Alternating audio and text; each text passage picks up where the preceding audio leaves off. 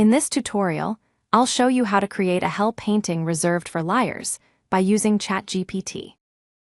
This painting is based on the following stories found in Buddhist books, and I have copied and pasted the quotes in the description below.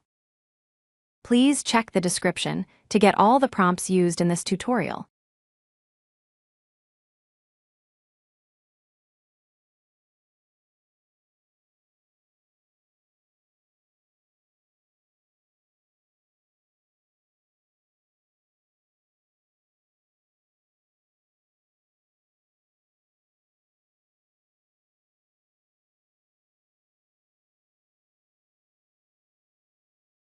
Let's create a YouTube thumbnail.